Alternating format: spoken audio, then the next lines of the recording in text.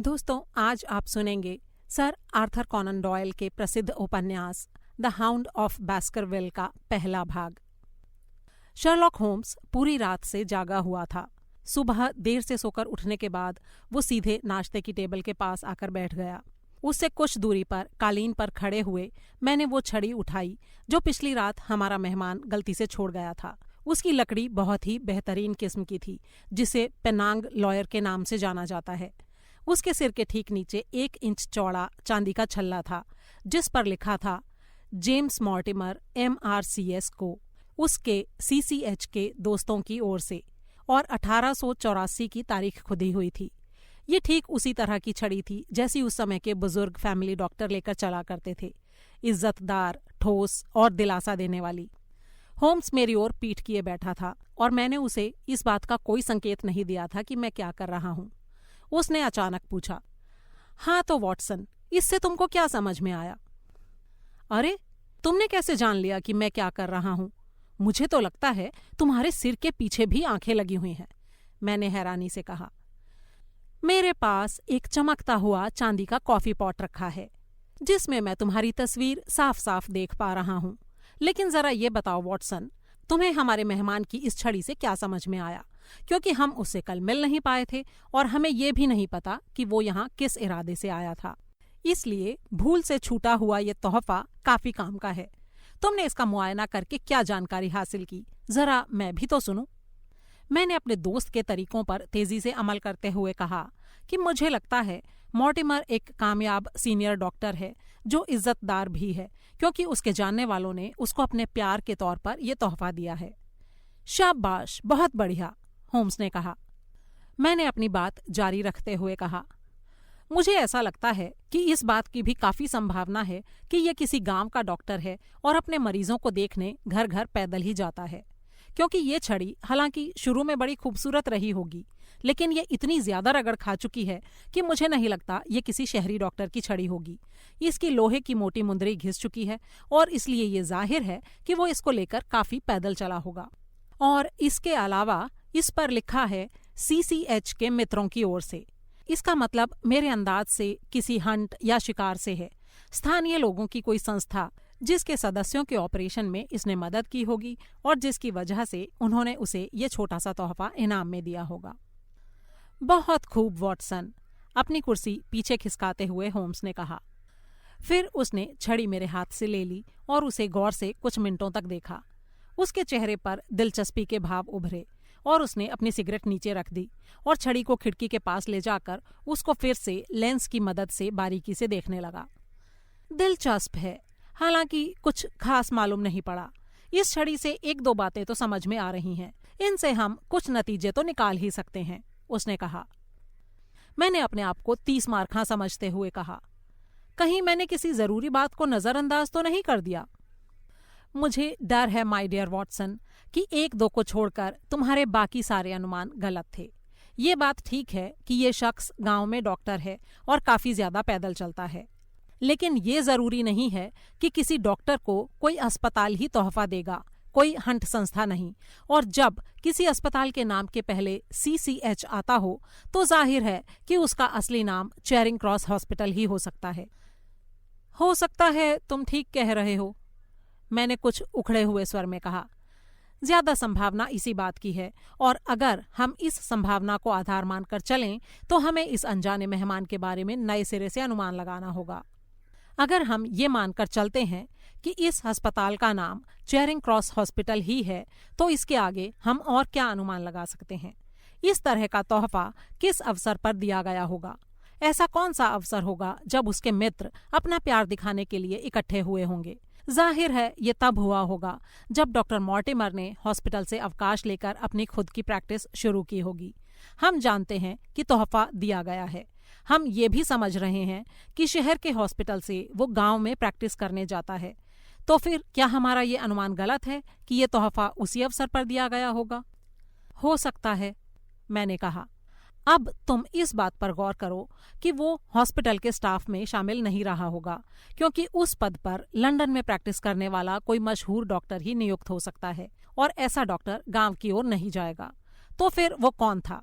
अगर वो हॉस्पिटल में था लेकिन स्टाफ में नहीं था तो या तो वो हाउस सर्जन रहा होगा या हाउस फिजिशियन, एक सीनियर स्टूडेंट से थोड़ा सा ही बड़ा ओहदा, और उसने 5 साल पहले ही ये जगह छोड़ी है क्योंकि तारीख छड़ी पर लिखी हुई है।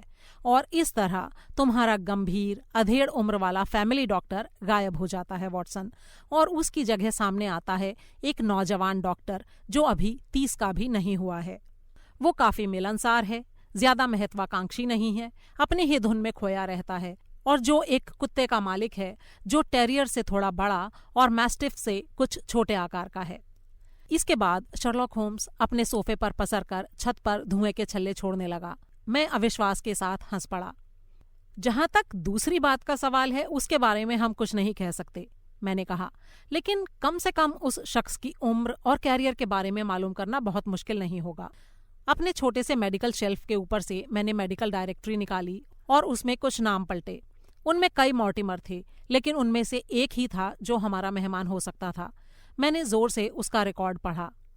मॉर्टिमर जेम्स, MRCS 1882, ग्रिम्पेन, डार्टमूर, डेवन, 1882 से 1884 तक चेरिंग क्रॉस हॉस्पिटल में हाउस सर्जन, तुलनात्मक पैथोलॉजी में एक निबंध पर जैक्सन पुरस्कार विजेता, स्वीडिश पैथोलॉजी सोसाइटी का सदस्य, अनेक निबंधों का लेखक।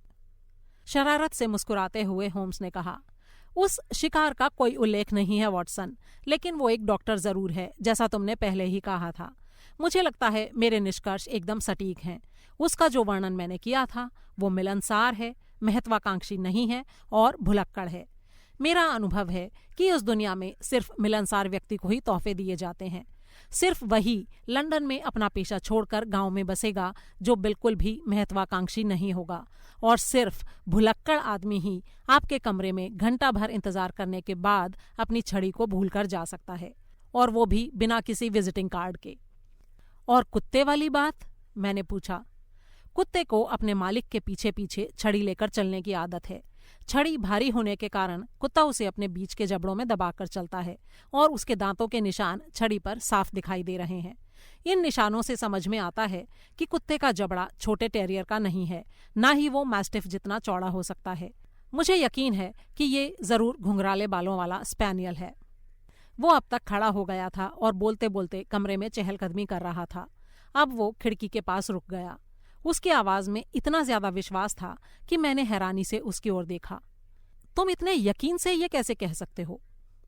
बड़ी सीधी सी बात है वॉटसन, क्योंकि मुझे अपने दरवाजे के बाहर वही कुत्ता दिखाई दे रहा है और ये घंटी उसी के मालिक ने बजाई है। हिलना मत वॉटसन, वो तुम्हारा हम पेशा है और तुम्हारे यहाँ रहने से मुझे मदद मिलेगी। कुछ पल बाद जब हमारा मेहमान अंदर दाखिल हुआ तो उसका हुलिया मेरे लिए हैरानी में डालने वाला था, क्योंकि मैं किसी आम गांव के डॉक्टर की कल्पना कर रहा था। लेकिन वो बेहद लंबा और पतला था और उसकी नाक चिड़िया की चोंच की तरह लंबी थी, जो 2 पैनी स्लेटी आंखों के बीच से निकली हुई थी। उसकी आंखों पर सुनहरे फ्रेम का चश्मा लगा था। उसके कपड़ों से उसका पेशा तो झलक रहा था, लेकिन बहुत ही बेतरतीब ढंग से। उसकी फ्रॉक कोट बदरंग थी और पैंट भी उधड़ी हुई थी। हालांकि वो जवान था, लेकिन उसकी लंबी कमर अभी से झुकी हुई थी और उसके चेहरे से भलमनसाहट टपक रही थी। जैसे ही वो कमरे में दाखिल हुआ, उसकी नजर होम्स के हाथ में छड़ी पर पड़ी और वो खुशी से चिल्लाते हुए उसकी ओर लपका। मैं इतना ज्यादा खुश हूँ, मुझे ठीक से याद ही नहीं था कि मैं इसे यहाँ छोड़ गया था या शिपिंग ऑफिस में। मैं किसी भी कीमत पर इस छड़ी को खो नहीं सकता। हाँ, मुझे समझ में आ गया है कि ये किसी का तोहफा है तुम्हारे लिए, होम्स ने कहा। जी हाँ, चेरिंग क्रॉस हॉस्पिटल की ओर से, मेरी शादी के मौके पर वहां के 1-2 दोस्तों की ओर से, उसने कहा। ओहो, ये तो बुरा हुआ, होम्स ने सिर हिलाते हुए कहा। डॉक्टर मॉर्टिमर ने चश्मे के पीछे से हैरानी से आंखें झपकाईं। इसमें बुरा क्या हुआ? सिर्फ ये कि तुमने हमारे अनुमान को थोड़ा सा गलत साबित कर दिया। तुम्हारे अनुसार ये तुम्हारी शादी का मौका था। जी हाँ, मैंने शादी कर ली थी और इसलिए हॉस्पिटल छोड़ दिया, और उसके साथ ही अपनी प्रैक्टिस जमाने की उम्मीद भी। ये जरूरी था कि मैं अपना खुद का घर बसाऊं। चलो, हमारा अनुमान इतना गलत भी नहीं था। और अब डॉक्टर जेम्स मॉर्टिमर, डॉक्टर नहीं सर, मिस्टर, मैं सिर्फ MRCS ही हूं, उसने होम्स की बात काटते हुए कहा, और एक तेज दिमाग का मालिक भी, जो जाहिर है। मैं केवल विज्ञान से खेलता हूँ मिस्टर होम्स, और इस गहरे अनजाने समुद्र में सीपियाँ ढूंढता हूँ। मुझे तुमसे मिलकर अच्छा लग रहा है मिस्टर होम्स। तुम्हारी खोपड़ी का ढांचा किसी भी म्यूजियम में रखने लायक है। मैं घटिया बात नहीं करना चाहता, लेकिन मुझे मानना पड़ेगा कि तुम्हारी खोपड़ी देखकर मैं ललचा रहा हूँ। होम्स ने बड़े ही प्यार से अपने मेहमान को कुर्सी पर बैठाया और बोला, मैं समझ गया हूँ कि तुम्हें भी अपने ख्यालों की सनक है जैसी मुझे है। तुम्हारी उंगली देखकर मैं जान गया हूँ कि तुम अपनी सिगरेट खुद बनाते हो। बेझिझक अपनी सिगरेट सुलगा लो। उस शख्स ने कागज और तंबाकू निकाला और बड़ी कुशलता से सिगरेट बनाई। उसकी उंगलियां लंबी और पतली थीं और किसी कीड़े की तरह थरथरा रही थीं। होम्स खामोश था, लेकिन उसकी चौकन्नी नजर से मैं समझ गया था कि उसे हमारे इस रोचक मेहमान में काफी दिलचस्पी हो रही है। आखिर में वो बोला, मेरे ख्याल से कल रात और आज फिर से मेरे घर आकर तुमने मुझे इतनी इज्जत सिर्फ इसलिए नहीं दी है कि मेरी खोपड़ी का मुआयना कर सको। नहीं नहीं, ऐसी बात नहीं है, बल्कि मुझे खुशी है कि मुझे ऐसा करने का भी मौका मिला। मैं यहाँ इसलिए आया हूँ मिस्टर होम्स कि मैं अचानक एक बड़ी ही गंभीर और असाधारण समस्या से घिर गया हूँ। मैं जानता हूँ कि तुम यूरोप के दूसरे सबसे बड़े अपराध विशेषज्ञ हो। उसके इतना कहते ही होम्स बुरी तरह चिढ़ गया। अच्छा ऐसा? क्या मैं पूछ सकता हूँ कि पहले स्थान पर होने की इज्जत किसे दी गई है? किसी भी तेज वैज्ञानिक दिमाग वाले आदमी के मन में मिस्टर बार्टिलॉन का ही नाम आएगा, उसने कहा। तो फिर उसके पास ही क्यों नहीं चले जाते? अगर खाली वैज्ञानिक दिमाग की बात होती तो मैं वहीं जाता, लेकिन जब किसी प्रैक्टिकल दिमाग की बात उठती है तो ये माना जाता है कि तुम अपनी तरह के एक अकेले ही हो। कहीं मैंने अनजाने में तुम्हें... नहीं नहीं, कुछ खास नहीं, होम्स ने उसकी बात काटते हुए कहा। मेरे ख्याल से डॉक्टर मॉर्टिमर, समझदारी इसी में है कि बिना लाग लपेट के तुम साफ तौर पर मुझे बताओ कि तुम किस उलझन के लिए मेरी मदद लेने आए हो। जेम्स मॉर्टिमर ने कहा, मेरी जेब में एक पत्र है। हाँ, जब तुम कमरे में दाखिल हो रहे थे मैंने इस बात पर ध्यान दिया था, होम्स ने कहा। ये बहुत ही पुराना पत्र है। अगर ये नकली नहीं है तो 18वीं शताब्दी के शुरू का होगा। ये तुम कैसे कह सकते हो? मॉर्टिमर ने पूछा। जितनी देर तुम यहाँ खड़े बातचीत करते रहे हो, मैं उसकी 1-2 इंच की झलक पर गौर कर रहा था। बेकार से बेकार जानकार भी 10 सालों के भीतर के किसी भी पत्र की तारीख बता सकता है। इस विषय पर मेरा छोटा सा लेख तुमने पढ़ा होगा। मुझे लगता है कि ये 1730 का है। डॉक्टर मॉर्टिमर ने अपनी ऊपर की जेब से पत्र निकालते हुए कहा, सही सन 1742 है। ये खानदानी कागज सर चार्ल्स बैस्करविल ने मेरे हवाले किया था, जिसकी अचानक और दुखद मौत ने करीब 3 महीने पहले डेवनशायर में इतनी हलचल पैदा कर दी थी। मैं कह सकता हूँ कि मैं उसका करीबी दोस्त भी था और डॉक्टर भी। वो बहुत ही अड़ियल किस्म का इंसान था और मेरी तरह वास्तविकता में डूबा हुआ, लेकिन फिर भी उसने इस पत्र को गंभीरता से लिया और उस अंत के लिए तैयार था जो उसका हुआ। होम्स ने पत्र को लेने के लिए अपना हाथ आगे किया और उसे अपने घुटनों पर फैला लिया। फिर वो बोला, वॉटसन, जरा गौर करो कि कहीं अक्षर लंबे हैं और कहीं छोटे। इसी से मैं इसका सन तय कर पाया था। मैंने उसके कंधे के ऊपर से बदरंग कागज और धूमिल लिपि को देखा। उसके ऊपर लिखा था बास्करविल हॉल और नीचे बड़ी बड़ी लिखावट में 1742। ये कुछ बताने की कोशिश की जा रही लगती है। जी हाँ, ये बास्करविल खानदान में पीढ़ियों से चली आ रही एक कहानी पर आधारित है। लेकिन मेरे ख्याल से तुम किसी आधुनिक बात पर मुझसे सलाह लेने आए हो, होम्स ने कहा। बिल्कुल आधुनिक। ये एक ऐसा मसला है जिसे 24 घंटों के अंदर सुलझाना होगा। पर यह पत्र तो बहुत छोटा सा है और मसले से इसका गहरा संबंध है। तुम कहो तो मैं इसे पढ़कर सुनाता हूँ। होम्स अपने दोनों हाथों की उंगलियों के पोरों को जोड़कर आंखें बंद करके तटस्थ भाव से कुर्सी पर पसर गया। डॉक्टर मॉर्टिमर ने हस्तलिपि को रोशनी की तरफ किया और ऊंची आवाज में ये अजीबोगरीब किस्सा पढ़ने लगा। किस्सा इस तरह था। बास्करविल के शिकारी कुत्ते के बारे में तरह तरह के नजरिए हैं, लेकिन क्योंकि मैं ह्यूगो बास्करविल का सीधा वंशज हूँ और क्योंकि मैंने ये किस्सा अपने पिता से सुना था जैसा उन्होंने अपने पिता से, इसलिए मैंने विश्वास के साथ इसका यहाँ बखान किया है कि यही असली घटना थी। और मेरे बेटों, मैं चाहता हूँ कि तुम लोगों को ये विश्वास रहे कि जो ऊपरी इंसाफ पाप को सजा देता है, वही दया भाव से पाप को माफ भी कर सकता है। कोई भी शाप इतना भारी नहीं हो सकता जो प्रार्थना और क्षमा याचना से दूर न किया जा सके। तो फिर इस कहानी से सब लोग ये शिक्षा लो कि बीती करतूतों का फल भुगतने से डरना नहीं चाहिए, बल्कि आगे के लिए ध्यान रखना चाहिए कि जिन नापाक हरकतों की वजह से परिवार को इतनी तकलीफ पहुंची है, वे फिर से दोहराकर हम अपना बेड़ा गर्क न करें। तुम सब ये जान लो कि ग्रेट रेबेलियन के समय बैस्करविल की जायदाद का मालिक ह्यूगो बैस्करविल था। ये कहना अतिशयोक्ति नहीं होगी कि वो बहुत ही अय्याश और पापी था। उसको पड़ोसी माफ भी कर देते क्योंकि उस इलाके में कोई भी संत नहीं था, लेकिन साथ ही साथ वो दुष्ट भी था। उस समय ऐसा हुआ कि ह्यूगो को एक जमींदार की बेटी से प्यार हो गया, जिसकी जायदाद बैस्करविल जायदाद के करीब ही थी। लेकिन वो युवती बहुत ही चरित्रवान थी और इसको नज़रअंदाज कर देती क्योंकि उसे ह्यूगो की बुरी आदतों से डर लगता था। एक दिन ये ह्यूगो अपने 5-6 अय्याश दोस्तों के साथ उस युवती के घर जा धमका और उसे उठाकर ले गया। उस वक्त युवती के पिता और भाई घर पर नहीं थे और ये बात ह्यूगो अच्छी तरह जानता था। जब वे लोग उसे अपने यहाँ लाए तो उन्होंने उसे ऊपर के कमरे में रख दिया। ह्यूगो और उसके दोस्त हर रात की तरह अय्याशी करने लगे। अब ऊपर के कमरे में बैठी उस बेचारी युवती के तब होश उड़ गए जब उसके कानों में चिल्लाने और भद्दी गालियों की आवाज़ें पड़ीं, क्योंकि कहा जाता था कि जब ह्यूगो नशे में धुत होता था तो उसके मुंह से निकली बात सुनकर अच्छे अच्छों के होश उड़ जाते थे। आखिर में वो इतना डर गई कि उसने वो कर डाला जो बहादुर से बहादुर आदमी भी करने से डरता है।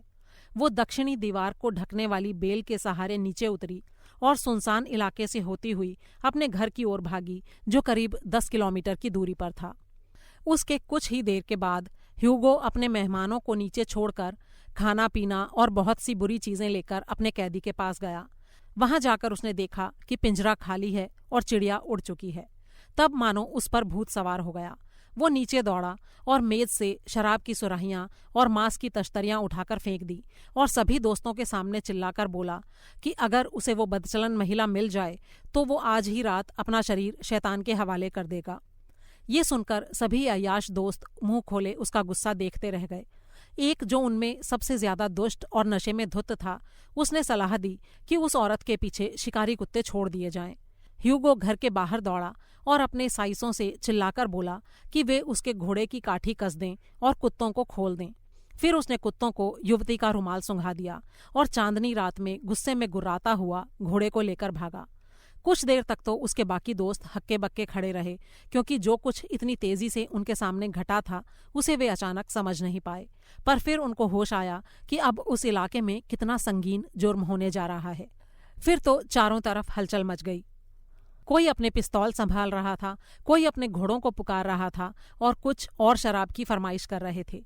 कुछ देर बाद उनकी अक्ल वापस आई और वे सभी अपने अपने घोड़ों को दौड़ाने लगे। ऊपर से चांद उनके ऊपर रोशनी बिखेर रहा था और वे साथ साथ दौड़े जा रहे थे उस दिशा में जिसमें उन्हें अंदाजा था कि युवती गई होगी। वे करीब 1 किलोमीटर ही आगे बढ़े होंगे कि उन्हें एक चरवाहा मिला। उन्होंने उससे पूछा कि कहीं उसने किसी को देखा तो नहीं, और कहा जाता है कि वो चरवाहा डर के मारे इतना पागल सा हो गया था कि उसके मुंह से आवाज नहीं निकल रही थी। पर आखिर में उसने बताया कि उसने उस दुखी लड़की को देखा था और शिकारी कुत्ते उसका पीछा कर रहे थे। उसने ये भी कहा कि उसके बाद उसने ह्यूगो बैस्करविल को अपने काले घोड़े को दौड़ाते हुए वहां से गुजरते देखा। उसके पीछे चुपचाप एक ऐसा भयानक कुत्ता भाग रहा था जो जीवन में कभी भी मेरे पीछे ना भागे। वो ऐसा था मानो सीधा नरक से आया कोई प्राणी हो। उन नशेड़ी अय्याशों ने चरवाहे को गालियां दी और आगे बढ़ गए, पर तभी अचानक उनका खून जम गया, क्योंकि उन्होंने देखा कि काला घोड़ा उनकी ओर दौड़ा आ रहा है। उसके मुंह से झाग निकल रहा था और वो खाली काठी लिए उनके पास से गुजरते हुए आगे निकल गया। फिर भी वे सभी डर के मारे एक दूसरे के साथ साथ आगे बढ़ते गए। हालांकि उनमें से कोई भी अगर अकेला होता तो लौट जाता और आगे जाने की हिम्मत नहीं करता। इस तरह धीरे धीरे चलते हुए आखिर में वे शिकारी कुत्तों तक जा पहुंचे। ये सारे कुत्ते अपनी बहादुरी और नस्ल की वजह से मशहूर थे। फिर भी उस समय वे झुंड बनाकर एक गहरी ढलान की ओर मुंह करके अजीब से स्वर में किकिया रहे थे। उनमें से कुछ दुम दबाकर वहां से खिसकने की कोशिश कर रहे थे और कुछ कुत्ते फटी फटी आंखों से नीचे की घाटी की ओर देख रहे थे। ह्यूगो के दोस्तों का झुंड वहीं पर रुक गया। अब तक उनका नशा काफी हद तक काफूर हो गया था। उनमें से ज्यादातर आगे बढ़ने की हिम्मत नहीं कर रहे थे, लेकिन उनमें से 3 सबसे ज्यादा बहादुर या शायद नशे की वजह से आगे ढलान की ओर बढ़े। वहां चौड़ी खुली जगह में 2 बड़े पत्थर थे जो आज भी देखे जा सकते हैं।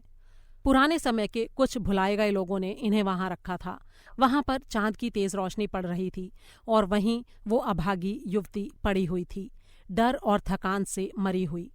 लेकिन उन 3 युवकों के सिर के बाल खड़े होने की वजह ना तो युवती का शव था और ना ही उसके पास पड़ा ह्यूगो बेस्करविल का शव। अचानक उनके दिलों के दहल जाने और खून के जम जाने का कारण था ह्यूगो के शव के पास उसके गले पर दांत गड़ाए खड़ा एक भयानक प्राणी, बड़ा और काला, जिसकी आकृति तो शिकारी कुत्ते की थी, लेकिन वो इंसान द्वारा देखे गए किसी भी शिकारी कुत्ते से ज्यादा बड़ा था। उनके देखते ही देखते उस प्राणी ने ह्यूगो बेस्करविल का गला फाड़ डाला और फिर जब उसने अपने खून और मांस से सने जबड़े को ऊपर उठाकर अपनी दहकती आंखों से उन तीनों को देखा तो वे दहशत से चिल्लाते हुए अपनी जान बचाकर वहां से भाग खड़े हुए। कहा जाता है कि उनमें से एक तो उसी रात दहशत से मर गया और बाकी दोनों जीवन भर के लिए पागल हो गए। तो मेरे बेटो, ये वो किस्सा है शिकारी कुत्ते का जिसका शाप तभी से हमारे खानदान पर लगा हुआ है। अगर मैंने इसका पूरा उल्लेख किया है तो सिर्फ इसलिए क्योंकि जो बात हमें पूरी तरह साफ साफ मालूम होती है उसमें दहशत कम होती है और जिस बात का हमें संकेत भर मिलता है उसमें दहशत ज्यादा होती है। ना ही इस बात को नकारा जा सकता है कि परिवार में कई लोगों की दुखद मृत्यु हुई है, अचानक, खूनी और रहस्यमयी। पवित्र ग्रंथ में लिखा है कि 3री या 4थी पीढ़ी के बाद बेगुनाहों को सजा नहीं मिलती। मेरे बेटो, मैं तुम लोगों को आगाह करता हूँ कि उन अंधियारी रातों में उस बियाबान से मत गुजरना जहाँ वो शैतानी ताकतें खेल रही होती हैं। ये ह्यूगो बेस्करविल की ओर से अपने बेटों रॉजर और जॉन के लिए है, इस हिदायत के साथ कि इसका जिक्र अपनी बहन एलिजाबेथ से ना करें। जब डॉक्टर मॉर्टिमर ने ये अजीबोगरीब पत्र पढ़कर सुना दिया तो उसने अपना चश्मा सिर पर चढ़ा लिया और होम्स की ओर ताकने लगा। होम्स ने एक जमाई ली और अपनी सिगरेट के छोर को आग में डाल दिया। तो वो बड़ी ही उपेक्षा से बोला, क्या तुमको ये मामला दिलचस्प नहीं लगा? मॉर्टिमर ने हैरानी से पूछा। जो लोग परी कथाओं में दिलचस्पी रखते हैं उन्हें शायद लगे, होम्स ने कहा। डॉक्टर मॉर्टिमर ने अपनी जेब में से एक मुड़ा हुआ अखबार निकाला और बोला, देखिए मिस्टर होम्स, मैं तुम्हें हाल ही की एक जानकारी देता हूँ। ये इसी साल का 14 मई का डेवन काउंटी क्रॉनिकल अखबार है। इसमें इस तारीख से कुछ दिन पहले हुई सर चार्ल्स बेस्करविल की मृत्यु के तथ्यों का बखान है। मेरा दोस्त थोड़ा सा आगे झुका और गौर से सुनने लगा। हमारे मेहमान ने फिर से चश्मा आंखों पर लगाया और पढ़ने लगा। सर चार्ल्स बेस्करविल की अचानक हाल में हुई मौत से इलाके में शोक छा गया है। उन्हें अगले चुनावों में मिड डेवन के संभावित लिबरल उम्मीदवार के तौर पर देखा जा रहा था। हालांकि सर चार्ल्स बेस्करविल हॉल में काफी कम समय के लिए ही रहा, लेकिन उसका मिलनसार स्वभाव और खुले हाथ की वजह से उसके संपर्क में आने वालों के दिल में उसके लिए प्यार और इज्जत थी। नए अमीरजादों के इस दौर में ये देखकर अच्छा लगता है कि बुरे दौर से गुजर रहे किसी रईस खानदान का वारिस अपने दम पर अपने को चमकाए और खानदान की पुरानी शानो शौकत लौटा दे। जैसा आमतौर पर सबको मालूम है कि सर चार्ल्स ने दक्षिणी अफ्रीका में सट्टे से काफी दौलत कमाई थी। वो उन लोगों से ज्यादा अक्लमंद था जो तब तक सट्टा लगाते हैं जब तक तकदीर का पहिया उनके खिलाफ नहीं चलने लगता। जब उसने काफी दौलत कमा ली तो वो और ज्यादा लालच में नहीं पड़ा और उस पैसे को लेकर इंग्लैंड लौट आया। बेस्करविल हॉल में रहते हुए उसे 2 ही साल हुए थे और सबको मालूम है कि उसने विकास की कितनी योजनाएं शुरू की थीं जो उसकी मौत की वजह से अब रुक गई हैं। वो खुद बे औलाद था और उसने ये ऐलान कर रखा था कि उसके जीवन काल में उसका पूरा इलाका उसकी अच्छी योजनाओं का फायदा उठाए। उसकी अचानक मौत से कई लोग बहुत दुखी हुए होंगे। इस अखबार में उसके दान के चर्चे अक्सर छपते रहते थे। सर चार्ल्स की मौत से जुड़े हालातों को शक के दायरे से बाहर नहीं माना जा सकता, लेकिन कम से कम उन अफवाहों को दबाने के लिए काफी कोशिशें की गई हैं जो स्थानीय अंधविश्वास की वजह से फैली हैं। इस मौत को हत्या समझने की कोई वजह नहीं है, न ही इसे अस्वाभाविक मौत का दर्जा दिया जा सकता है। सर चार्ल्स विधुर था और ऐसा इंसान जो कुछ हद तक सनकी भी था। अपनी बेशुमार दौलत के बावजूद उसका रहन सहन, खान पान और दिनचर्या सामान्य थे। बैस्करविल हॉल में उसके मददगारों में बैरीमोर नाम का एक शादीशुदा जोड़ा था, जिसमें पति बटलर था और पत्नी हाउसकीपर। उनकी गवाही, जो कई दूसरे मित्रों की गवाही से मेल खाती थी, ये दिखाती है कि सर चार्ल्स की तबीयत कुछ समय से खराब थी और उसकी रंगत में बदलाव, सांस फूलने और घबराहट और डिप्रेशन के दौरों की वजह से लग रहा था कि उसको दिल की बीमारी हो गई है। मृतक के डॉक्टर और मित्र डॉक्टर जेम्स मॉर्टिमर ने भी यही गवाही दी है। इस केस के हालात बिल्कुल मामूली हैं। रात को सोने से पहले सर चार्ल्स बैस्करविल को बैस्करविल हॉल की मशहूर यूएलई में टहलने की आदत थी। बैरीमोर दंपत्ति की गवाही के अनुसार पता चला है कि मृतक की ये रोज की आदत थी।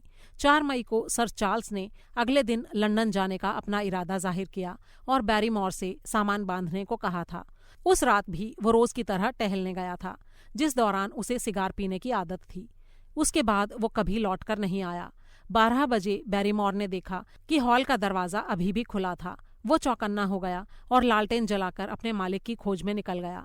पूरा दिन बारिश होती रही थी और सर चार्ल्स के पैरों के निशान साफ दिखाई दे रहे थे। इस रास्ते में आधी दूरी पर एक छोटा सा गेट है जो सुनसान इलाके में खुलता है। वहां उसे कुछ ऐसे संकेत मिले जिनसे पता चला कि सर चार्ल्स वहां कुछ देर के लिए खड़ा रहा था। फिर वो आगे बढ़ा और थोड़ी दूर पर उसकी लाश पड़ी मिली। एक बात जो बैरीमोर की गवाही से साफ नहीं हुई है वो ये है कि उसके मालिक के पैरों के निशानों में छोटे गेट से गुजरने के बाद कुछ बदलाव आ गया था और वो पंजों के बल चल रहा था।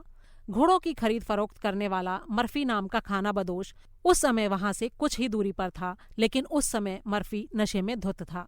उसका कहना है कि उसने चिल्लाने की कुछ आवाजें सुनी थीं, पर उसे ये समझ में नहीं आया कि ये आवाजें किस ओर से आ रही हैं। सर चार्ल्स के शरीर पर चोट के निशान नहीं थे और हालांकि डॉक्टर के अनुसार उसका चेहरा काफी विकृत हो गया था, इतना ज्यादा कि शुरू में डॉक्टर मॉर्टिमर ये मानने के लिए तैयार ही नहीं था कि उसके सामने पड़ा शव उसके दोस्त और मरीज का ही है। ये बताया गया कि इस तरह की विकृति दिल के दौरे से हुई मौत के मामलों में कभी कभी हो जाती है। पोस्टमार्टम की रिपोर्ट में भी यही बात सामने आई। ये अच्छा ही हुआ, क्योंकि जाहिर है कि ये बहुत जरूरी है कि सर चार्ल्स का वारिस हॉल ही में रहे और वो उन सभी नेक कामों को आगे बढ़ाए जिनमें उनकी मौत के कारण रुकावट आ गई थी। अगर रिपोर्ट से ये नहीं मालूम पड़ता कि मौत स्वाभाविक कारणों से ही हुई थी, किसी और वजह से नहीं, तो बैस्करविल हॉल के लिए किसी भी किराएदार का मिलना मुश्किल था। ये माना जाता है कि अगर वो अब भी जीवित है तो मिस्टर हेनरी बैस्करविल मृतक का सबसे नजदीकी रिश्तेदार है, क्योंकि वो सर चार्ल्स बैस्करविल के छोटे भाई का बेटा है। उस युवक के बारे में सबको मालूम था कि वो अमेरिका में है और उसकी खोज की जा रही है ताकि उसे इस घटना के बारे में बताया जा सके। खबर पूरी हो जाने के बाद डॉक्टर मॉर्टिमर ने उस कागज को फिर से मोड़कर अपनी जेब में रख लिया। मिस्टर होम्स, सर चार्ल्स बैस्करविल की मौत के सिलसिले में इन बातों का खुलासा हुआ है। होम्स ने कहा, मुझे तुम्हारा शुक्रिया करना चाहिए। तुमने मुझे इतने दिलचस्प केस की जानकारी दी। मैंने उस समय अखबारों में कुछ पढ़ा था, लेकिन तब मैं एक दूसरे केस में उलझा हुआ था जो वेटिकन से जुड़ा था, और पोप की वजह से मैं दूसरे दिलचस्प इंग्लिश केसों की ओर ध्यान नहीं दे पाया। तुम्हारे कहने के अनुसार इस लेख में सारी जानकारी दी गई है। जी हाँ, बिल्कुल, मॉर्टिमर ने कहा। तो मुझे अब वो जानकारी दो जो अभी तक गुप्त है। उसके ऐसा कहने पर मॉर्टिमर भावनाओं के आवेग में बहने लगा। मैं तुमको वो बात बता रहा हूँ जो मैंने अब तक किसी को भी नहीं बताई है। मैंने ये बात अब तक इसलिए भी नहीं बताई क्योंकि वैज्ञानिक दिमाग के लोग किसी लोकप्रिय कहानी को सबके सामने कभी स्वीकार नहीं करते। एक और कारण ये भी है कि जैसा इस अखबार से जाहिर है, अगर बैस्करविल हॉल में शैतानी ताकतों की मौजूदगी के बारे में अफवाह फैलती है तो कोई भी यहाँ रहने के लिए तैयार नहीं होगा।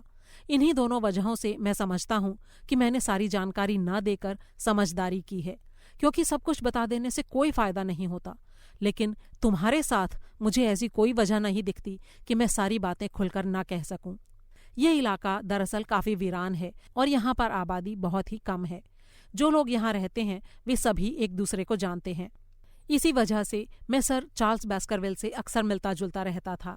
यहाँ पर कई किलोमीटर तक की दूरी में लाफ्टर हॉल के मिस्टर फ्रैंकलैंड और प्रकृति प्रेमी मिस्टर स्टेपल्टन के अलावा दूसरे पढ़े लिखे लोग और नहीं हैं।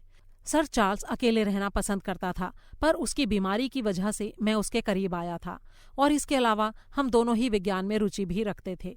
वो दक्षिणी अफ्रीका से बहुत सारी जानकारियां लेकर आया था और हम दोनों ने विज्ञान की चर्चा करते हुए बहुत समय बिताया है। पिछले कुछ महीनों से मुझे ये साफ दिखाई दे रहा था कि सर चार्ल्स को बहुत ज्यादा घबराहट रहने लगी थी। ये जो कहानी मैंने पढ़कर सुनाई है वो उसने अपने दिल से लगा ली थी, इतनी ज्यादा कि हालांकि वो अपने इलाके में तो टहलता था, पर किसी भी कीमत पर रात के वक्त बाहर नहीं जाता था। तुम यकीन नहीं करोगे होम्स, पर उसको पूरा यकीन था कि उसके परिवार पर कोई बला आने वाली है, और अपने बाप दादों की मौत की वजह की जानकारी से उसे कोई तसल्ली नहीं मिलती थी। उसे हमेशा ये डर रहता था कि उसके इर्द गिर्द कोई शैतानी ताकत है जो उसकी भी जान ले लेगी। कई बार उसने मुझसे पूछा था कि रात के वक्त बाहर घूमते समय क्या मैंने किसी विचित्र प्राणी या कुत्तों के रोने की आवाज सुनी थी। ये प्रश्न उसने मुझसे कई बार पूछा था और हर बार उसकी आवाज में बौखलाहट होती थी। इस दुखद घटना के 3 हफ्ते पहले मुझे याद है कि मैं शाम के वक्त उसके घर ड्राइव करके गया था। वो हॉल के दरवाजे पर ही था। मैं अपनी गाड़ी से उतरकर उसके सामने खड़ा हुआ तो मैंने देखा कि उसकी नजरें शून्य में टिकी हुई थीं और उनमें खौफ छाया हुआ था। मैं तेजी से मुड़ा और मुझे एक बड़े से काले बछड़े जैसी झलक दिखाई दी। वो इतना डरा हुआ और उत्तेजित था कि मुझे उस जगह तक जाना पड़ा जहां वो प्राणी दिखाई दिया था और उसे ढूंढने की कोशिश भी करनी पड़ी, लेकिन वो वहां से जा चुका था। इस घटना ने उसके ऊपर बहुत बुरा असर डाला। मैं पूरी शाम उसके साथ रहा और उसी मौके पर अपनी घबराहट की वजह बताने के लिए उसने मुझे वो सारी बात बताई जो मैंने यहाँ आने पर तुम्हें पढ़कर सुनाई थी। मैं इस छोटी सी घटना का जिक्र इसलिए कर रहा हूँ क्योंकि इसके बाद जो दुर्घटना हुई उसे समझने के लिए इसका जिक्र जरूरी है। हालांकि उस वक्त मुझे यकीन था कि ये बात निहायत मामूली है और उसके डर की कोई खास वजह नहीं थी। मेरी ही सलाह पर सर चार्ल्स लंदन जा रहा था। मैं जानता था कि उसके दिल पर गहरा असर हो चुका है और जिस खौफ के माहौल में वो जी रहा था उससे उसके शरीर पर बहुत बुरा असर पड़ रहा था। मुझे लगा कि एक नए शहर के नए माहौल में कुछ महीने बिताने के बाद वो तरोताज़ा होकर लौटेगा। मिस्टर स्टेपल्टन, जो हम दोनों का ही दोस्त था और जो उसकी तबीयत की ओर से चिंतित था, वो भी यही मानता था। लेकिन आखिरी मौके पर यह भयानक घटना घट गई। सर चार्ल्स की मौत वाली रात बटलर बैरीमोर ने, जिसे सबसे पहले इस घटना के बारे में पता चला था, परकिंस को घोड़े पर मेरे पास भेजा, और क्योंकि मैं देर रात तक जागा हुआ था, इस घटना के 1 घंटे के भीतर ही मैं बास्करविल हॉल जा पहुंचा। मैंने सारे तथ्यों को गौर से जाना और समझा। मैंने यूएलई में उसके पैरों के निशान देखे और आधे रास्ते पर गेट के पास उसके रुकने के निशान भी देखे। मैंने गौर किया कि इसके बाद उसके पैरों के निशानों में तब्दीली आ गई थी। उस नरम मिट्टी में बैरीमोर के अलावा किसी दूसरे के पैरों के निशान नहीं थे, और आखिर में मैंने उसके शरीर को देखा जो मेरे वहां पहुंचने तक छुआ नहीं गया था। सर चार्ल्स मुंह के बल गिरा हुआ था, बाहें फैली हुईं, उंगलियां मिट्टी में धसी हुईं, और चेहरा इतना विकृत था कि उसे पहचानना मुश्किल था। उसके शरीर पर चोट के कोई निशान नहीं थे, लेकिन पूछताछ के दौरान बैरीमोर ने एक बात गलत बताई थी। उसने कहा था कि उसके शव के आसपास जमीन पर कोई निशान नहीं थे। उसे कुछ नहीं दिखाई दिया था, लेकिन मैंने देखा था, थोड़ी दूरी पर, ताज़ा और साफ। क्या वो पैरों के निशान थे? होम्स ने पूछा। जी हाँ, पैरों के निशान। पुरुष के थे या महिला के? डॉक्टर मॉर्टिमर ने एक पल हमें अजीब नजरों से देखा और फिर उसकी आवाज फुसफुसाहट में डूब गई। उसने जवाब दिया, मिस्टर होम्स, वो एक विशालकाय शिकारी कुत्ते के पैरों के निशान थे। मैं मानता हूं कि ये सब सुनकर मेरे अंदर सुरसुरी सी दौड़ गई। डॉक्टर मॉर्टिमर की आवाज में उत्तेजना थी, जिससे मालूम पड़ रहा था कि जो बात वो बता रहा था उससे वो खुद भी अंदर तक हिला हुआ था। उसकी बातों को सुनकर होम्स की आंखों में एक अजीब सी चमक आ गई। वो बड़ी ही उत्सुकता से आगे झुका और उसने पूछा, क्या तुमने ये सब देखा था? उतना ही साफ जितना मैं इस वक्त तुमको देख रहा हूं। और तुमने कुछ नहीं कहा? उससे क्या फायदा होता? लेकिन ऐसा कैसे हुआ कि किसी और ने वे निशान नहीं देखे? वे निशान लाश से करीब 7 मीटर की दूरी पर थे और किसी ने उनके ऊपर ध्यान नहीं दिया। मुझे लगता है कि अगर मैंने पहले ये कहानी नहीं सुनी होती तो मैं भी शायद उन पर कोई ध्यान नहीं देता। क्या इस इलाके में बहुत सारे शिकारी कुत्ते हैं? होम्स ने पूछा। बेशक, लेकिन ये कोई शिकारी कुत्ता नहीं था, मॉर्टिमर ने कहा। तुम कहते हो कि वो बड़ा था। बहुत बड़ा। लेकिन वो लाश के पास तक नहीं पहुंचा था। जी नहीं। वो रात किस तरह की थी? भीगी भीगी सी थी। लेकिन क्या असल में बारिश भी हो रही थी? जी नहीं। वो रास्ता किस तरह का है? करीब 4 मीटर ऊंची और घनी झाड़ियों की 2 कतारें हैं। उनके बीच में करीब 2.5 मीटर चौड़ा ये रास्ता है। इन झाड़ियों और रास्ते के बीच और कुछ भी है? जी हाँ, दोनों तरफ करीब 2 मीटर चौड़ी घास की पट्टी है। मेरे ख्याल से शायद झाड़ी में एक जगह पर गेट बना हुआ है। जी हाँ, लकड़ी का एक गेट है जो बियाबान की तरफ खुलता है। क्या और कोई जगह है जहां से बाहर जाया जा सकता है? एक भी नहीं। इसका मतलब कि इस रास्ते तक पहुंचने के लिए या तो घर से आ सकते हैं या फिर इस गेट से। जी हाँ, अगले छोर पर एक छोटे से समर हाउस के जरिए भी आना जाना हो सकता है। क्या सर चार्ल्स वहां तक पहुंच पाया था? जी नहीं, वो वहां से करीब 18 मीटर की दूरी पर पड़ा था। ठीक है मिस्टर मॉर्टिमर, मुझे ये बताओ, और ये बात बहुत जरूरी है, कि तुमने जो निशान देखे वे रास्ते में थे, घास पर तो नहीं थे? घास पर तो निशान दिखाई ही नहीं दे सकते थे। तो क्या वो गेट की तरफ थे? जी हाँ, वो रास्ते के गेट की तरफ वाले छोर पर थे। तुमने मेरी दिलचस्पी बहुत बढ़ा दी है। एक बात और, क्या वो गेट बंद था? जी हाँ, बंद था और उस पर ताला लगा हुआ था। वो गेट कितना ऊंचा है? करीब 1.25 मीटर होगा, यानी कोई भी उसे लांघ सकता है। जी हाँ, मैंने खुद जांच की थी। और तुम्हें वहां कुछ नहीं दिखाई दिया? ये सब कुछ बहुत ही पेचीदा था। उस जगह को देखकर पता चल रहा था कि सर चार्ल्स वहां तकरीबन 5 या 10 मिनटों तक खड़ा रहा था। ये बात तुम्हें कैसे मालूम हुई? क्योंकि उसकी सिगार से उस जगह 2 बार राख गिरी हुई थी। बहुत खूब, ये हमारा ही साथी है वॉटसन, हमारे दिल के बिल्कुल करीब। और निशान? उस छोटी सी जगह में उसने अपने ही निशान छोड़ रखे थे मिस्टर होम्स। मुझे और कोई भी निशान नहीं दिखाई दिया। होम्स ने बेसब्री से अपने घुटने पर हाथ मारा। काश मैं वहां पर होता। साफ तौर पर यह एक असाधारण केस है और किसी भी विशेषज्ञ को वहां बहुत सी चीजें नजर आ जाती। जिस रास्ते में मैंने इतना कुछ भांपा है वो बारिश की वजह से पूरा धुल चुका है, और ऊपर से दूसरे किसानों के कौतूहल की वजह से भी सब कुछ साफ हो गया है। ओ डॉक्टर मॉर्टिमर, तुमने मुझे फौरन क्यों नहीं बुलाया? तुमको इस बात का जवाब देना ही होगा। बगैर और लोगों के सामने इस बात का खुलासा किए मैं तुम्हें नहीं बुला सकता था होम्स, और मैंने पहले ही इस बात की वजह बता दी है। और फिर तुम हिचक क्यों रहे हो? एक ऐसी दुनिया भी है जहां सबसे अनुभवी और होशियार जासूस भी हार जाते हैं।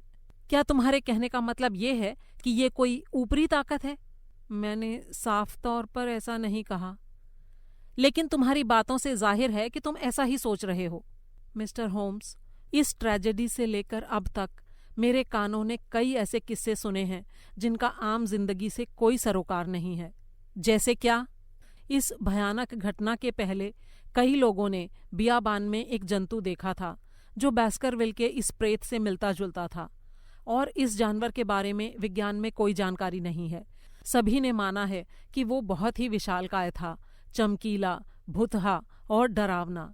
मैंने इन लोगों से पूछताछ की है और अलग अलग पेशे वाले अलग अलग लोगों ने इस भयानक जानवर के बारे में एक जैसी ही बातें बताई हैं जो नरक के शिकारी कुत्ते से मेल खाती हैं। मैं दावे से कह सकता हूँ कि इस इलाके में खौफ का साया है, और शायद ही कोई ऐसा होगा जो रात के वक्त उस बियाबान से गुजरना चाहेगा। और तुम, जिसने विज्ञान की शिक्षा पाई है, ये मानते हो कि ये कोई शैतानी ताकत है? होम्स ने बड़ी ही हैरानी से पूछा। मैं नहीं जानता कि मुझे किस पर विश्वास करना चाहिए, मॉर्टिमर ने कहा। होम्स ने कंधे उचकाए। मैंने अभी तक जितने भी केस सुलझाए हैं वे सारे इंसानों से वास्ता रखते थे। मैंने दुष्टों के खिलाफ भी लड़ाइयां लड़ी हैं, लेकिन दुष्टों की महाशक्ति से जूझना बहुत कठिन होगा। पर ये तो तुम मानते हो कि कुत्ते के पंजे के निशान असली हैं। वो किस्से वाला कुत्ता भी वास्तविक था कि उसने किसी का गला फाड़ा था, लेकिन वो भी दुष्ट आत्मा था। मैं देख रहा हूं कि तुम अंधविश्वासी हो गए हो, लेकिन डॉक्टर मॉर्टिमर, एक बात बताओ, अगर तुम्हारा यही नजरिया है तो तुम मेरे पास आए ही क्यों हो? एक बार में तुम कहते हो कि सर चार्ल्स की मौत की पड़ताल करना बेकार है, और दूसरी तरफ तुम चाहते हो कि मैं इस केस को हाथ में लूं। मैंने तो ये कभी नहीं कहा कि मैं चाहता हूं तुम ये केस हाथ में लो। तो फिर तुम यहां किस लिए आए हो? मैं तुम्हारी क्या मदद कर सकता हूं? अपनी घड़ी पर नजर डालते हुए डॉक्टर मॉर्टिमर ने कहा, तुम मुझे ये सलाह दे सकते हो कि मैं सर हेनरी बैस्करविल का क्या करूं, जो ठीक 1.25 घंटे में वाटरलू स्टेशन पहुंचने वाला है, क्योंकि वो इस जायदाद का वारिस है, इसलिए। हाँ, सर चार्ल्स की मौत के बाद हमने इस आदमी का पता लगाया और पाया कि वो कनाडा में खेती करता है। उसके बारे में जो भी जानकारी हम तक पहुंची है, उससे पता चलता है कि वो हर तरह से अच्छा इंसान है। इस समय मैं डॉक्टर की हैसियत से नहीं, बल्कि एक ट्रस्टी और सर चार्ल्स की वसीयत के जिम्मेवार की हैसियत से ये बात कह रहा हूँ। उनके रिश्तेदारों में और कोई भी नहीं मिला है। हम सिर्फ एक रिश्तेदार को ढूंढ पाए हैं, जिसका नाम है रॉजर बैस्करविल। ये 3 भाइयों में सबसे छोटा था, जिनमें सर चार्ल्स सबसे बड़ा था। दूसरा भाई, जो कम उम्र में ही मर गया था, वो हेनरी नाम के इस लड़के का पिता था। तीसरा रॉजर जो था, वो परिवार पर कलंक था। वो बूढ़े ह्यूगो के पारिवारिक फोटो से हूबहू मेल खाता था, ऐसा लोग कहते हैं। इंग्लैंड में जब उसके किस्से गरमाने लगे तो वो मध्य अमेरिका भाग आया, और वहां पर 1876 में येलो फीवर से उसकी मौत हो गई। हेनरी आखिरी बैस्करविल है। 1 घंटे के बाद मैं वाटरलू स्टेशन पर उससे मिलूंगा। मुझे तार मिला है कि वो आज सवेरे साउथहैम्पटन पहुंच गया है। अब मिस्टर होम्स, मैं उसके साथ क्या करूं? तुम इस बारे में मुझे राय दो। वो अपने पुरखों के पुश्तैनी घर में क्यों नहीं जा सकता? होम्स ने पूछा। ये स्वाभाविक लगता है, लेकिन जरा गौर करो कि जो भी बैस्करविल जाता है वो मौत का शिकार हो जाता है। मुझे यकीन है कि अगर सर चार्ल्स ने अपनी मौत से पहले मुझसे बात की होती तो वो मुझे आगाह करता कि उसके खानदान का इकलौता जिंदा शख्स और इस बेशुमार दौलत का इकलौता वारिस यहाँ कतई न लाया जाए। पर इस बात को भी नहीं नकारा जा सकता कि पूरे इलाके की खुशहाली उसके आने पर ही निर्भर है। सर चार्ल्स के द्वारा किए गए सारे नेक काम मिट्टी में मिल जाएंगे अगर हॉल में कोई ना रहे तो। इसीलिए मैं ये केस तुम्हारे सामने लाया हूं ताकि तुम्हारी सलाह ले सकूं। होम्स कुछ देर सोचता रहा, फिर बोला, सीधे शब्दों में किस्सा ये है कि तुम्हारी समझ में कोई ऊपरी शैतानी ताकत है जिसकी वजह से किसी भी बैस्करविल का डार्टमूर में रहना उसके लिए खतरनाक हो सकता है। तुम यही कहना चाहते हो ना? कम से कम मैं इतना कह सकता हूं कि इस बात का सबूत है कि ऐसा हो सकता है, मॉर्टिमर ने कहा। बिल्कुल, लेकिन अगर तुम्हारी ये ऊपरी ताकत वाली बात सही भी है तो ये ताकत उस युवक को जितनी आसानी से डेवनशायर में नुकसान पहुंचा सकती है, उतनी ही आसानी से लंदन में भी तो नुकसान पहुंचा सकती है। ये तो नहीं माना जा सकता कि किसी शैतानी प्रेत के पास बस लोकल पावर ही होगी और वो किसी एक खास एरिया में ही काम कर सकती होगी। मिस्टर होम्स, तुम इस बात को मजाक में ले रहे हो। अगर तुम इन ताकतों के बारे में जानते तो शायद ऐसा नहीं कहते। वो लड़का 50 मिनट में यहाँ पहुँचने वाला है। प्लीज मुझे जल्दी बताओ कि मैं क्या करूं। मेरी राय में तुम एक कैब लो और मेरे दरवाजे को अपने पंजों से खरोंचते हुए अपने कुत्ते के साथ वाटरलू चले जाओ सर हेनरी बैस्करविल से मिलने। और फिर उसके बाद? और जब तक मैं फैसला ना कर लूं कि क्या करना है, तब तक उससे कुछ मत कहना। तुम्हें फैसला लेने में कितना वक्त लगेगा? 24 घंटे। कल 10 बजे तुम यहाँ पर आ जाना, और अगर सर हेनरी को भी अपने साथ ला सको तो आगे के लिए मुझे मदद मिल जाएगी। ठीक है, मैं ऐसा ही करूंगा मिस्टर होम्स। उसने अपनी कमीज की आस्तीन पर समय लिखा और खोए से अंदाज में वहां से चला गया। होम्स ने सीढ़ियों पर उसे रोका और बोला, सिर्फ एक और सवाल डॉक्टर मॉर्टिमर। तुम कहते हो कि सर चार्ल्स बैस्करविल की मौत के पहले कई लोगों ने बियाबान में इस विचित्र जीव को देखा था। 3 लोगों ने। और उसके बाद ये किसी को दिखाई दिया? जी, मेरी जानकारी में तो नहीं। ठीक है, धन्यवाद। होम्स अपनी सीट पर लौट आया, उस संतुष्ट भाव के साथ जिसका मतलब था कि उसके सामने उसकी पसंद का केस आ गया है। उसने मुझसे पूछा, बाहर जा रहे हो वॉटसन? अगर तुम्हें कोई मदद चाहिए तो नहीं जाऊंगा, मैंने कहा। नहीं नहीं माय डियर फ्रेंड, मैं तुम्हारी मदद तब लेता हूं जब कोई काम करने का समय होता है। तुम ऐसा करना, जब ब्रैडली के सामने से गुजरो तो उससे कहना कि कोई तेज तंबाकू भिजवा दे। धन्यवाद। ये भी अच्छा होगा कि तुम शाम तक वापस ना आओ। फिर मैं तुमसे इस दिलचस्प केस के बारे में बात करूंगा जो आज सुबह हमारे सामने आया है। मुझे मालूम था कि सोच विचार के इस मौके पर मेरे दोस्त को शांति और अकेलेपन की जरूरत होती है, जिस दौरान वो हर सबूत पर गौर करता है, हर बात को अलग अलग कोण से देखता है और फिर तय करता है कि कौन सा मुद्दा जरूरी है और कौन सा गैर जरूरी। इसलिए मैंने सारा दिन अपने क्लब में बिताया और शाम तक बेकर स्ट्रीट नहीं लौटा। करीब 9 बज रहे थे जब मैं फिर से बैठक में पहुंचा। दरवाजा खोलते समय मेरे मन में पहला ख्याल आया कि शायद आग लग गई है, क्योंकि कमरे में इतना धुआं फैला हुआ था कि मेज पर रखी लैंप की रोशनी भी धुंधली लग रही थी। लेकिन जब मैं अंदर गया तो मेरी घबराहट दूर हो गई, क्योंकि तीखे तंबाकू के धुएं से मेरे गले में खराश सी हुई और मैं खांसने लगा। इस धुंधलेपन में मैंने होम्स को देखा, जो अपना ड्रेसिंग गाउन पहने, होठों के बीच काला पाइप दबाए अपनी आराम कुर्सी पर लेटा हुआ था। उसके इर्द गिर्द कागज के बहुत से टुकड़े पड़े थे। मुझे खांसते देख उसने पूछा, क्या तुम्हें सर्दी लग गई वॉटसन? जी नहीं, यहाँ का जहरीला माहौल इस खांसी की वजह है, मैंने कहा। हाँ, लगता तो है कि धुआं काफी ज्यादा हो गया है। ज्यादा? बर्दाश्त नहीं हो रहा। तो फिर खिड़की खोल दो। मैंने आगे बढ़कर खिड़की खोल दी। होम्स ने फिर से कहा, तुम्हारे जाने के बाद मैंने इस इलाके का नक्शा मंगवाया और मेरे ख्याल सारा दिन उस पर मंडराते रहे हैं। मुझे ये बताने में खुशी हो रही है कि मुझे सब कुछ ढूंढने में जरा भी परेशानी नहीं हुई। उसने नक्शे का एक हिस्सा खोलकर अपने घुटनों पर फैला दिया और बोला, ये वो इलाका है जिसका हमसे सरोकार है। बीच में ये बैस्करविल हॉल है और इसके चारों ओर जंगल है। मेरे ख्याल से यूएली बियाबान में इस लकीर के दाएं हिस्से पर होगी। इमारतों का ये निशान ग्रिम्पेन नाम का छोटा सा गांव है, जहां हमारे दोस्त डॉक्टर मॉर्टिमर का हेडक्वार्टर है। करीब 4 किलोमीटर के दायरे में, जैसे कि तुम देख सकते हो, बस इक्के दुक्के रिहायशी मकान ही हैं। ये है लाफ्टर हॉल जिसका उसने जिक्र किया था। एक घर यहाँ है जो शायद स्टेपल्टन का घर है। ये 2 फार्म हाउस हैं। फिर करीब 22 किलोमीटर की दूरी पर प्रिंस टाउन की जेल है। इन इक्के दुक्के घरों के इर्द गिर्द और आसपास है बेजान सुनसान बियाबान। तो इस स्टेज पर यह दुख भरी कहानी खेली गई है और हम शायद एक और ट्रेजेडी का इंतजार कर सकते हैं। ये तो काफी डरावनी जगह होगी, मैंने कहा। हाँ, अगर शैतान वाकई चाहता है कि वो इंसानों की दुनिया में दखल दे। तो क्या तुम भी शैतानी ताकतों में विश्वास रखते हो? मैंने हैरानी से पूछा। शैतान के एजेंट हाड़ मांस के बने नहीं हो सकते क्या? हमारे सामने सबसे पहले 2 सवाल हैं।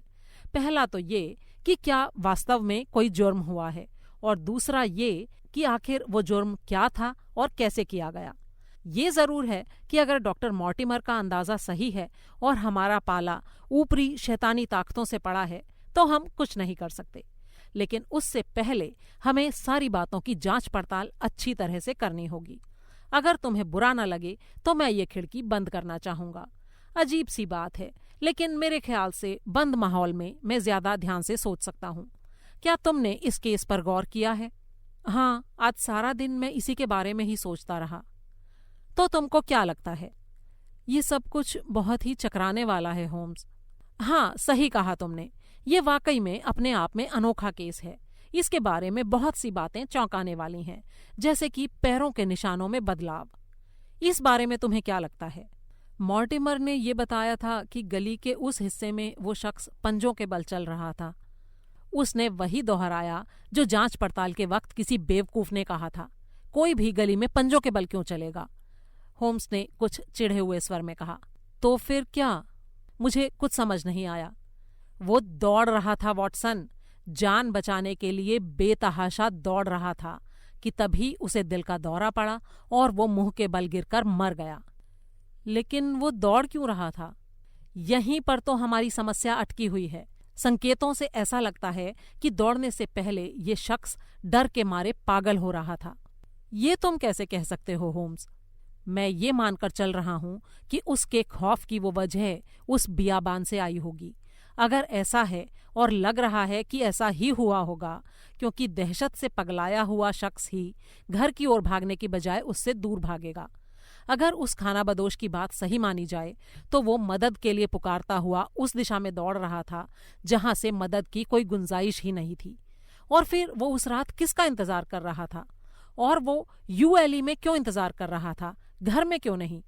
तुमको ये लग रहा है कि वो किसी का इंतजार कर रहा था? मैंने हैरानी से पूछा। वो शख्स बुजुर्ग और बीमार था। हम समझ सकते हैं कि वो शाम की सैर कर रहा होगा, लेकिन जमीन गीली थी और मौसम खराब था। ऐसे में क्या ये स्वाभाविक लगता है कि वो 5 या 10 मिनटों तक ऐसे ही खड़ा रहा, जैसा डॉक्टर मॉर्टिमर ने सिगार की राख देखकर बताया?